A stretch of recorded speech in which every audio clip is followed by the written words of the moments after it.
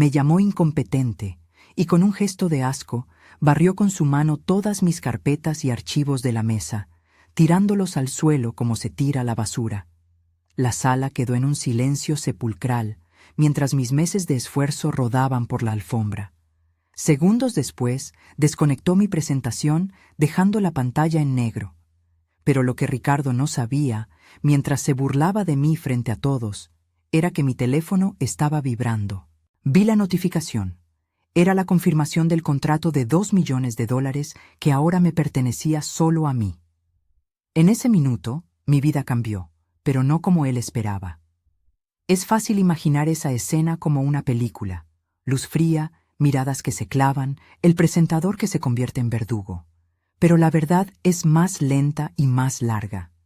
Es el resultado de meses de trabajo que nadie veía, de correcciones que nadie agradecía, de pequeñas humillaciones que, sumadas, forman una montaña. Entré a Vidian Systems hace 18 meses dispuesta a darlo todo. Me contrataron para manejar los datos, pero en realidad me convertí en el motor invisible que mantenía a la empresa a flote. Mientras los demás salían a comer, yo me quedaba frente a la computadora hasta la madrugada, arreglando los desastres que otros ignoraban. No era un trabajo glamuroso, era un sacrificio silencioso. Ricardo disfrutaba de los resultados, pero yo cargaba con el cansancio que nadie agradecía. Esas hojas que él acababa de tirar al suelo no eran solo papel, eran mis noches sin dormir. Pasé noches enteras afinando modelos, buscando sesgos, corrigiendo supuestos mal colocados que convertían buenas intenciones en resultados engañosos. Poco a poco, mis correcciones empezaron a marcar la diferencia.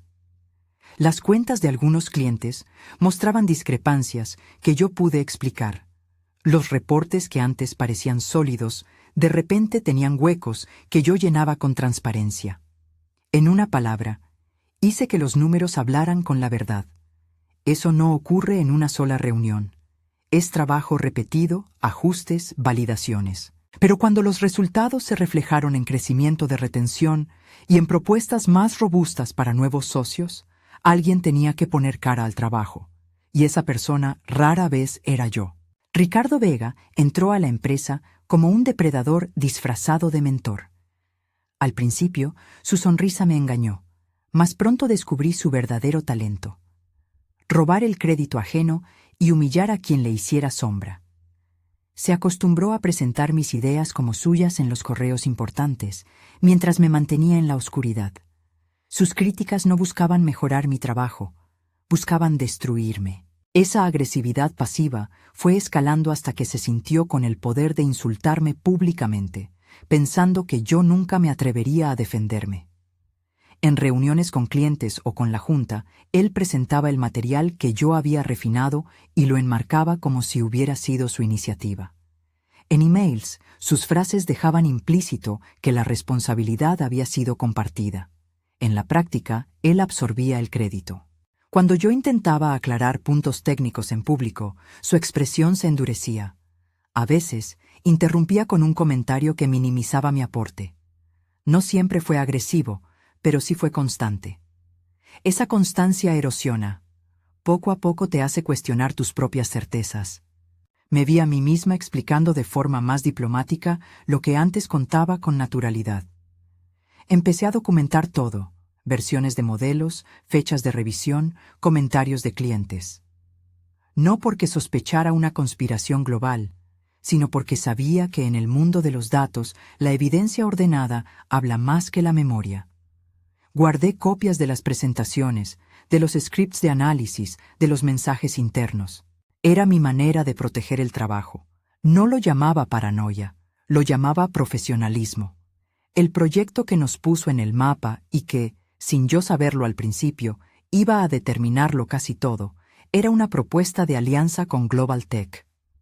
No era un contrato cualquiera, era la posibilidad de gestionar un portafolio que, en términos de valor y continuidad, se estimó en torno a los $2 millones anuales.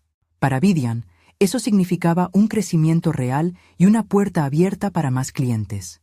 Para mí, como responsable del análisis que soportaba la oferta, era la culminación de meses de trabajo.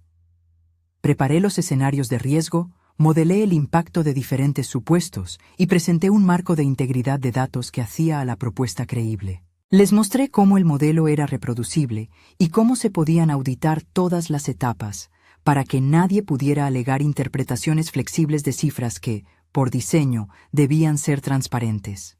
Cuando preparé la versión final de la propuesta, sentí que todo mi trabajo encajaba. Pero al mismo tiempo la política interna se volvía más gruesa.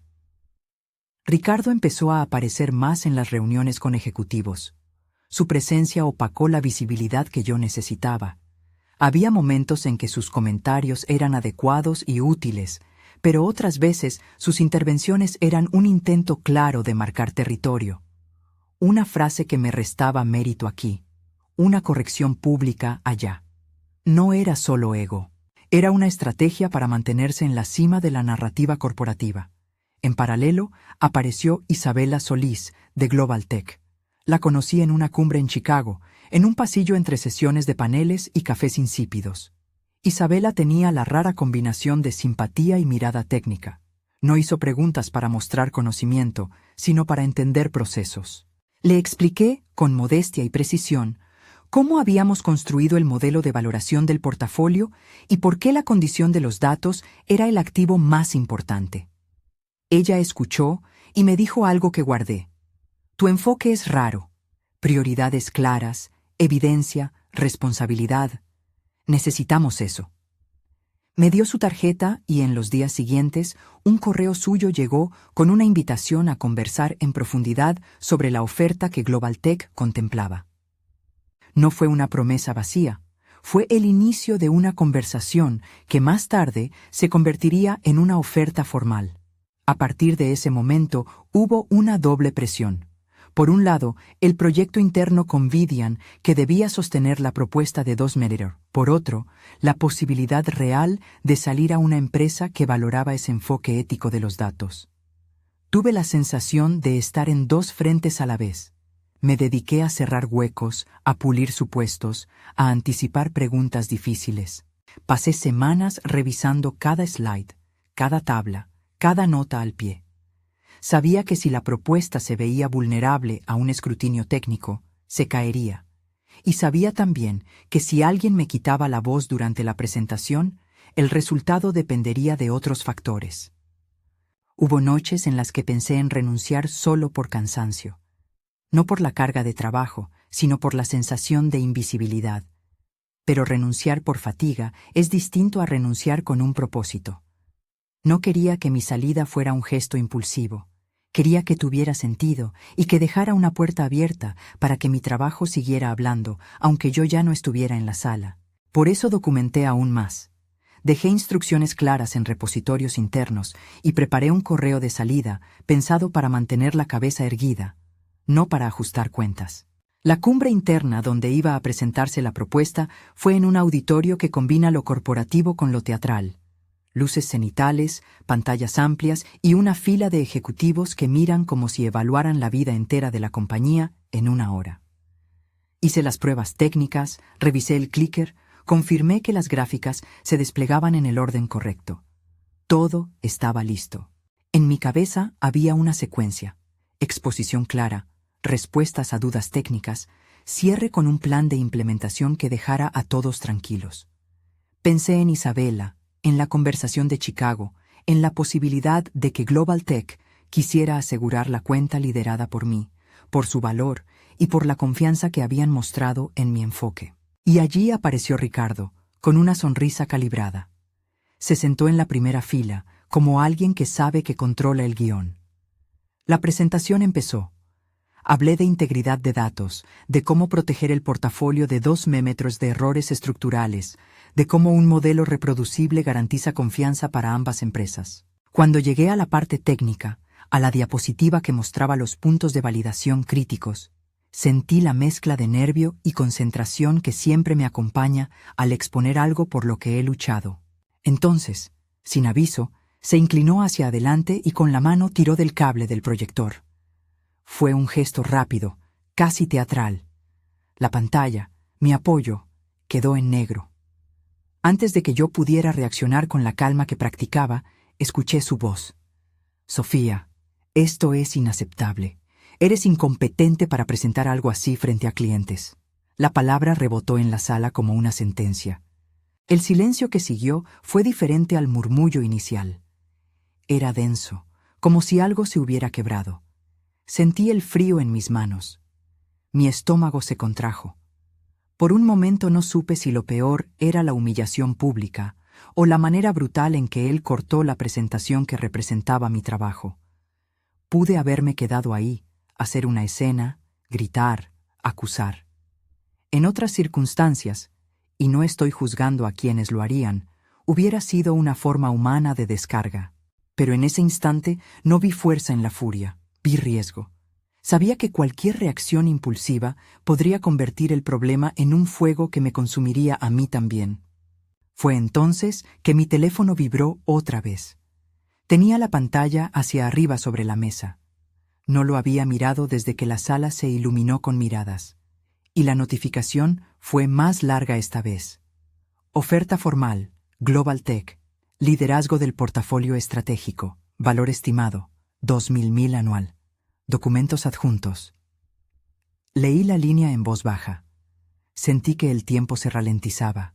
Las palabras de Ricardo se convirtieron en un ruido distante. Podría haber sido una oferta que llegaba en el peor momento posible, o tal vez era el momento perfecto en el peor lugar. Ese segundo fue un punto de inflexión que no tuvo un único acto heroico. Fue la acumulación de decisiones, mis noches de trabajo, la documentación meticulosa, la forma en que había mostrado resultados claros, la conversación honesta con Isabela en Chicago, la forma en que había dejado rastros de mi trabajo para que fuera verificable. La oferta no era un cheque en blanco, era una invitación a liderar el tipo de trabajo por el que siempre había luchado. Integridad, procesos claros y responsabilidad. Era, además, la posibilidad de tomar la cuenta que yo misma había ayudado a estructurar y de ponerla en manos de alguien que la apreciaría por lo que valía, no por el brillo de un nombre corporativo. No reaccioné con un grito ni con una súplica. Respiré. Saqué el correo e hice clic para leer los términos con calma. Había una cláusula sobre liderazgo del portafolio y otra sobre autonomía técnica para garantizar las métricas. No eran promesas grandilocuentes, eran garantías de que mi enfoque iba a tener voz y recursos. En ese mismo hilo, Isabela había enviado un breve mensaje. Sofía, si aceptas, quiero que lideres esto desde el primer día. Valoramos tu criterio. No puedo describir la mezcla de alivio y vértigo. Tenía ante mí una puerta que no siempre se abre para quienes prefieren la integridad a la visibilidad ruidosa. Decidí que no iba a pelear en esa sala. En lugar de eso, me preparé para actuar con la misma claridad que había puesto en mi trabajo. Respondí a Isabela con calma, agradeciendo la oferta y pidiendo unas horas para formalizarlo. Guardé el teléfono. Miré a Ricardo con la serenidad que me quedaba y le dije, en voz baja pero firme, que continuaría la presentación una vez que el equipo técnico revisara el problema del proyector. Él sonrió con esa mezcla de triunfo y molestia que ya conocía. Los murmullos se transformaron en preguntas dispersas. La junta retomó el control. De regreso a mi escritorio, mientras recogía mi ordenador y mis apuntes, comprendí que había dos maneras de responder a aquello. Una, quedarme y batallar por reconocimiento. Otra, aceptar que una oportunidad ajena podía ser el cierre de un capítulo y el inicio de otro. Elegí la segunda, no porque quisiera huir, sino porque la oferta representaba algo más que un salario. Era la posibilidad de que mi trabajo encontrara un entorno que lo respetara y lo potenciara. Esa tarde redacté mi correo de renuncia como quien escribe una carta de entrega, breve, profesional, agradecida por la oportunidad y clara en mis motivos. No me extendí en recriminaciones. No era un acto de cobardía, sino de estrategia y dignidad. De parte de Vidian, el CEO Andrés Torres respondió con una nota genérica de agradecimiento por mi tiempo en la compañía y con la promesa de que el proceso de transición sería manejado de forma ordenada. No quise leer entre líneas en ese momento, preferí mantener la compostura. Lo que aún no sabía, y que empezaría a verse en los días siguientes, era que mi salida no iba a ser un asunto privado. Había más en juego que mi propia carrera. Los procesos que había sistematizado, la propuesta por 2 memegros que había ayudado a construir y la forma en que algunas personas, molestas por la pérdida de control, intentarían protegerse. Pero eso pertenecía a un instante posterior, a una fase en la que la evidencia comenzaría a hablar por sí misma. En el presente inmediato, lo único que hice fue aceptar la oferta de Global Tech, firmar el contrato que me nombraba responsable del portafolio y cerrar mi capítulo en Vidian con la calma que me quedaba. Caminé fuera de la sala con la sensación de haber cerrado una puerta sin cerrar un ciclo. Al salir por la puerta giratoria, escuché a alguien en la distancia que repetía la palabra incompetente, como si fuera un mantra para calmar su propia inseguridad. No respondí. En el taxi, abrí el correo de Global Tech una vez más y leí, ya sin la presión de la sala, los anexos y las fechas. Todo lucía en orden. Llamé a mi madre por unos minutos y le dije lo esencial, que estaba bien, que me habían ofrecido un puesto que valoraba mi trabajo y que, aunque la despedida había sido abrupta, me sentía en paz con mi decisión. Ella lloró un poco al otro lado de la línea, no por lástima, sino por la mezcla que siempre acompaña a la toma de una decisión importante, miedo y orgullo, en proporciones que cambian según el día. No fue una salida triunfal ni una fuga desesperada. Fue la consecuencia de mantener la coherencia cuando el ruido a tu alrededor quiere imponerse. Al día siguiente, cuando los correos internos comenzaron a cruzarse y algunas preguntas surgieron sobre quién había liderado tal o cual entrega, mi nombre apareció en varios hilos como responsable del dossier que había sustentado la propuesta de 2 metros. En sentidos distintos, para unos era una evidencia de que la salida era previsible. Para otros, una sorpresa incómoda que traía más preguntas que respuestas. En la soledad de mi nuevo escritorio, entre cajas que aún no desempacaba y notas pegadas con recordatorios, comprendí que tomar la oferta no era el final del problema. Ser la persona designada para liderar un portafolio de millones implica responsabilidad visible. También implica que, si algo se rompe, la presión se intensifica. Pero había algo que me daba confianza. La documentación que había preparado, las validaciones cruzadas, las trazas que dejé en los repositorios. En el mundo de los datos, la transparencia es una armadura más sólida que cualquier palabra. No prometo que sea infalible, solo digo que, en mi experiencia, cuando trabajas con orden y honestidad, las probabilidades de que la verdad salga a la luz aumentan. ¿Alguna vez has sentido la rabia de que alguien tire tu esfuerzo por el suelo? Si alguna vez te llamaron incompetente solo para ocultar su propia mediocridad, déjame decirte que no estás sola. Quédate conmigo hasta el final, porque te voy a mostrar cómo la justicia tarda, pero llega con una fuerza que Ricardo nunca imaginó.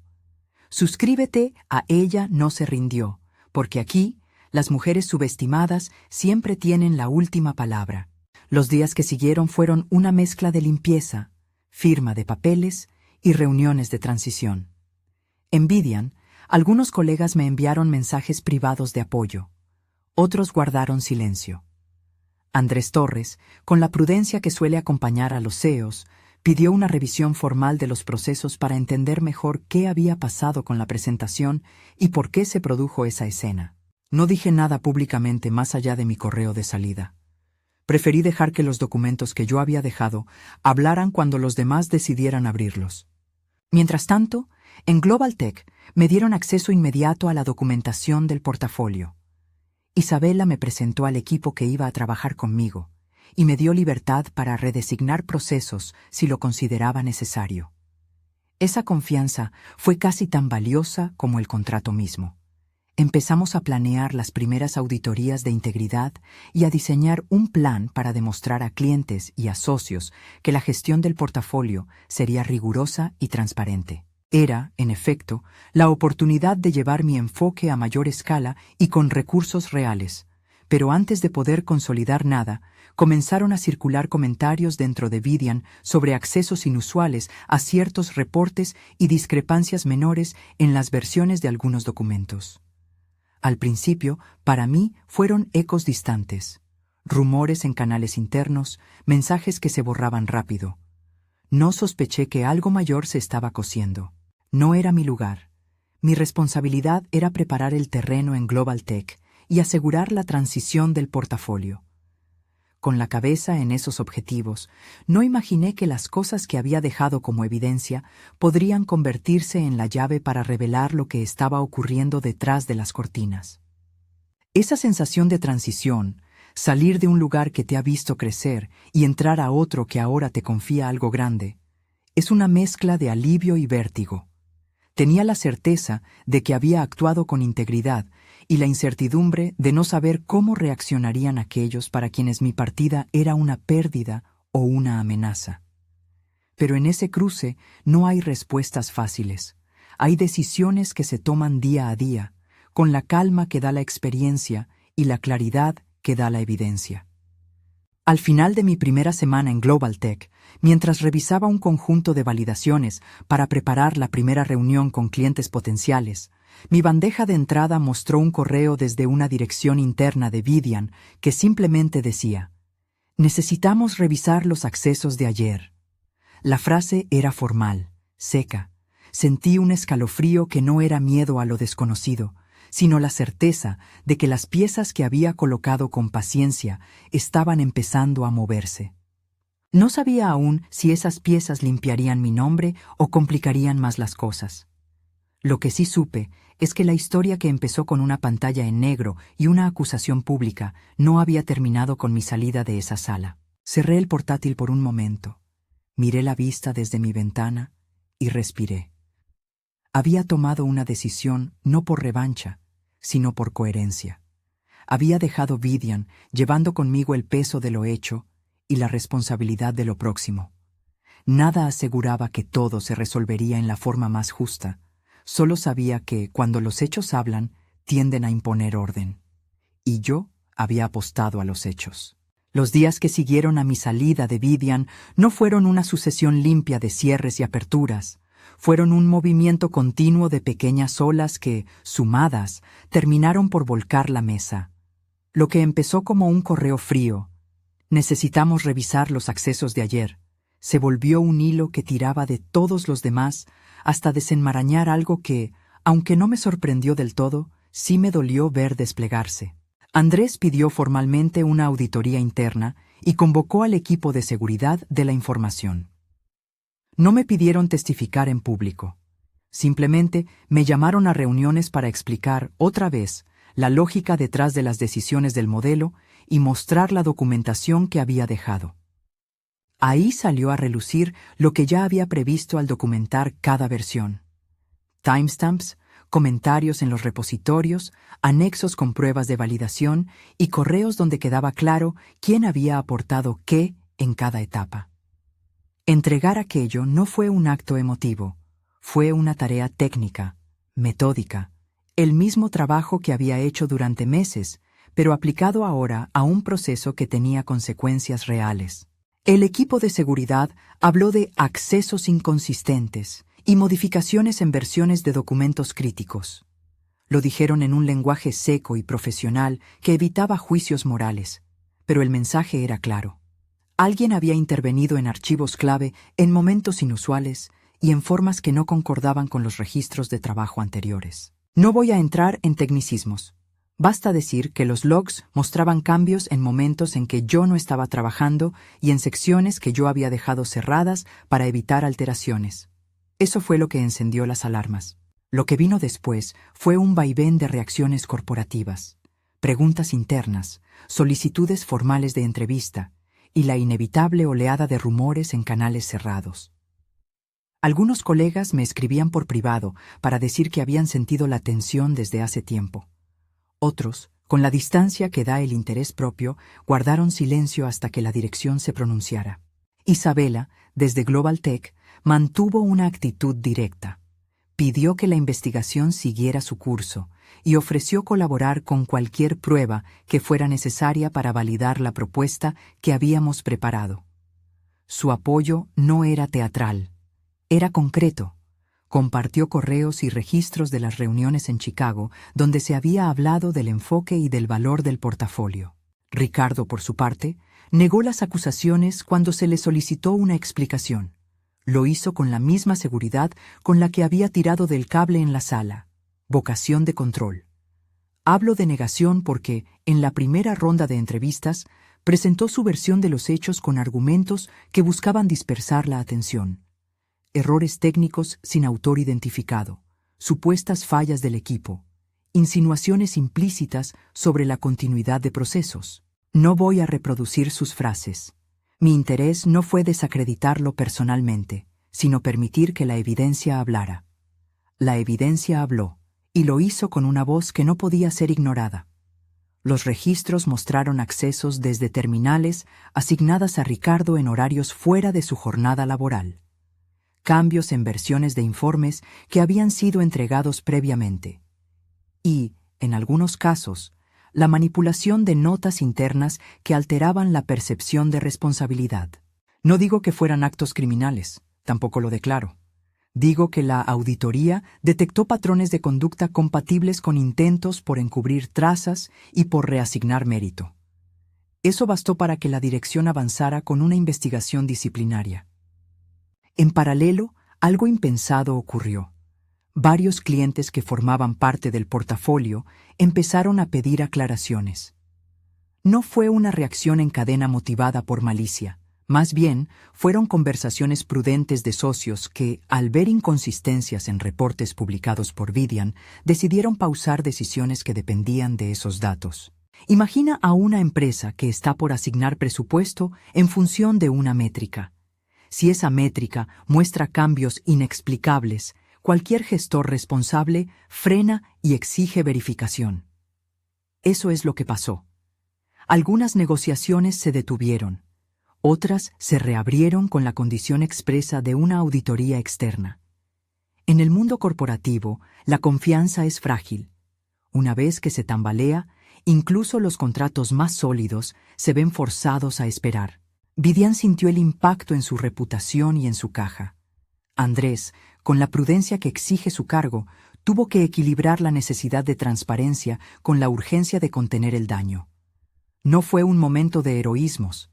Fue gestión de crisis, comunicados internos, reuniones con clientes y la decisión, difícil pero necesaria, de apartar del cargo a quienes, según los hallazgos preliminares, habían contribuido a la confusión. Cuando la investigación concluyó que había habido accesos y cambios no autorizados en los documentos, la empresa tomó medidas disciplinarias contundentes. Ricardo fue separado de sus funciones mientras se resolvía el proceso y finalmente, tras la revisión interna, fue despedido. Quiero ser clara, la separación de Ricardo no fue una celebración personal. No festejé su caída. Lo que sentí fue alivio porque, por primera vez desde la humillación en la sala, la organización reconocía que algo estaba mal en su propia casa. Reconocer el problema fue el paso necesario para corregirlo. Si algo aprendí en ese proceso es que la distancia entre un acto individual y la reputación de una compañía puede ser enorme, pero las consecuencias son siempre colectivas. Cuando el liderazgo decide proteger la integridad, paga un costo. Cuando lo hace tarde, ese costo se multiplica. Hubo reacciones diversas en los medios del sector. Se publicaron notas sobre la pausa en negociaciones y sobre la investigación interna. No hubo grandes titulares sensacionalistas, porque tampoco hubo escándalo público explosivo. Fue más bien el eco de una empresa que tuvo que recomponer su casa. Entre tanto ruido, mi nombre apareció en algunos hilos como la autora de la estructura analítica que sostenía la propuesta del portafolio. No busqué protagonismo. La documentación hizo que mi contribución quedara visible y verificable.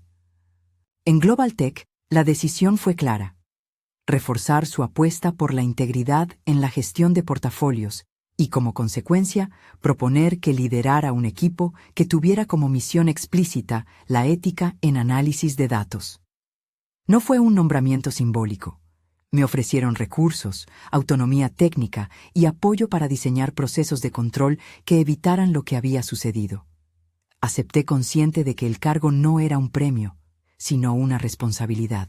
Liderar significaba construir una cultura distinta, donde los logros se documenten y se compartan, donde la transparencia sea parte de la cadena de valor y donde las voces técnicas tengan canales seguros para expresarse sin temor a perder crédito.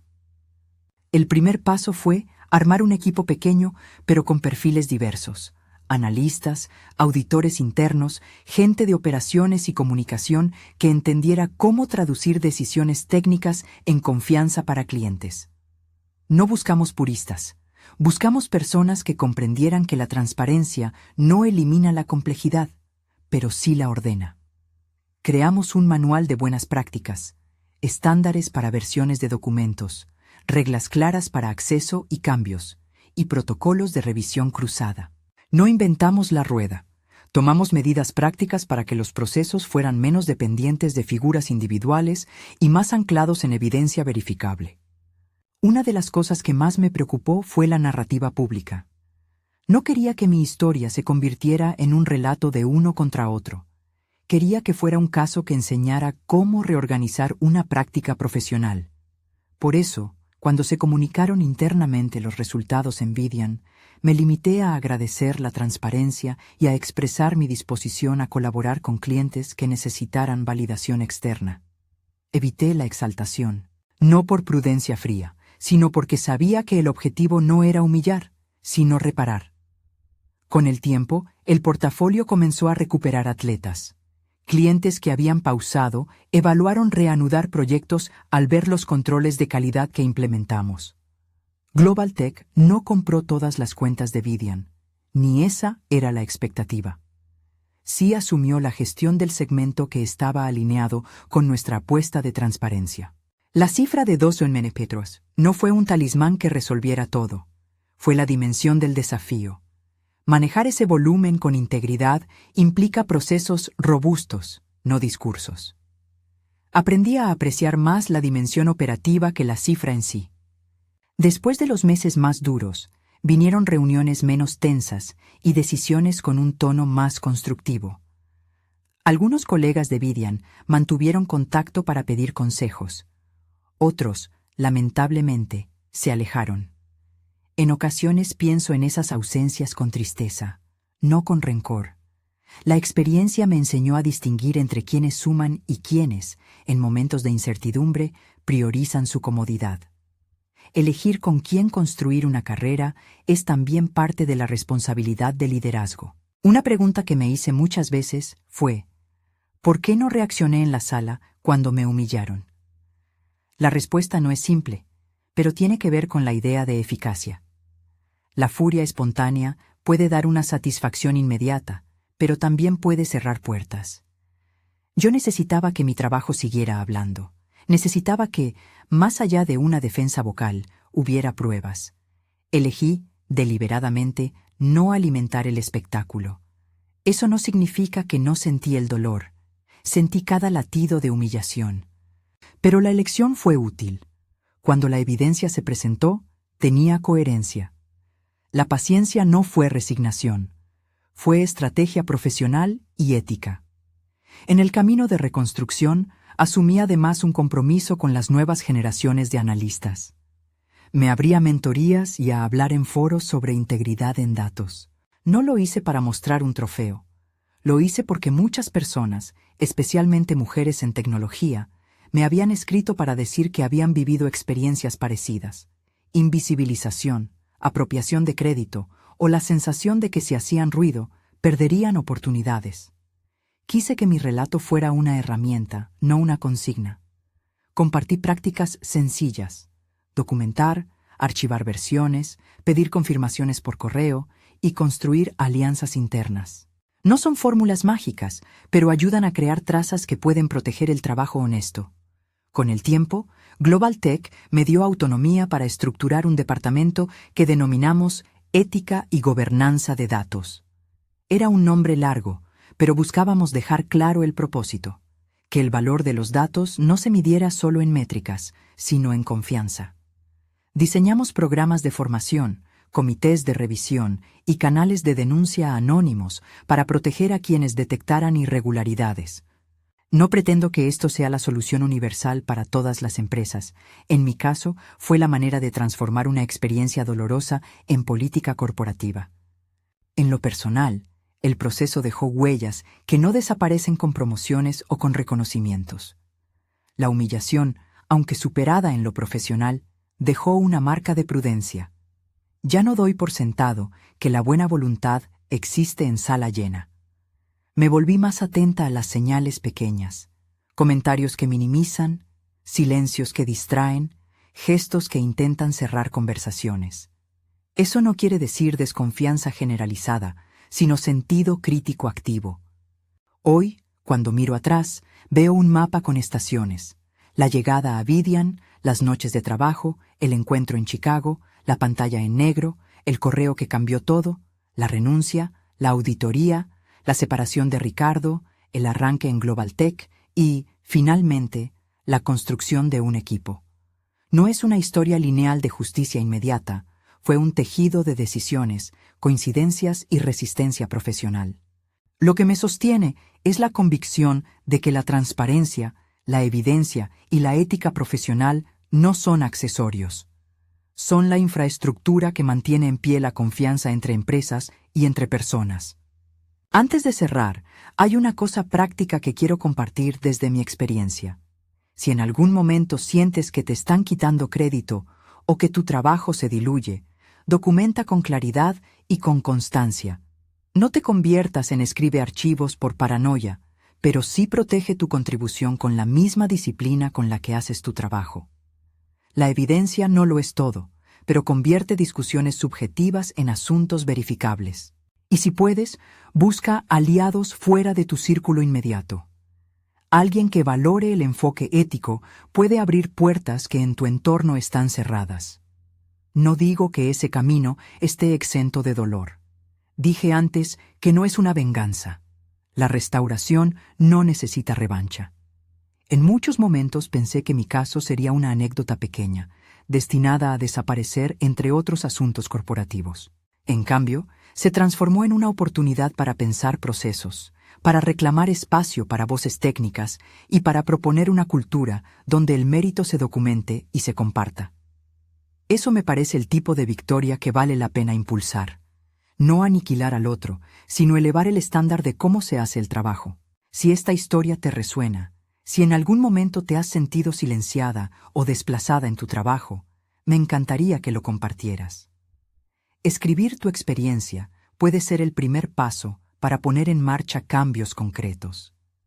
Déjala en los comentarios, leeré lo que tengan para decir, y si lo desean, pueden encontrar en la descripción un recurso con pautas básicas para documentar proyectos y proteger aportes en ambientes colaborativos. No es una receta perfecta, pero es un punto de partida. Cierro con algo que aprendí de forma práctica. La dignidad profesional no es un estado estático, es una práctica diaria. Se construye con rigor, con transparencia y con decisiones que a veces duelen, pero que llevan a resultados que no dependen de un ego puntual. Si te humillaron, recuerda que no siempre tienes que contestar con ruido.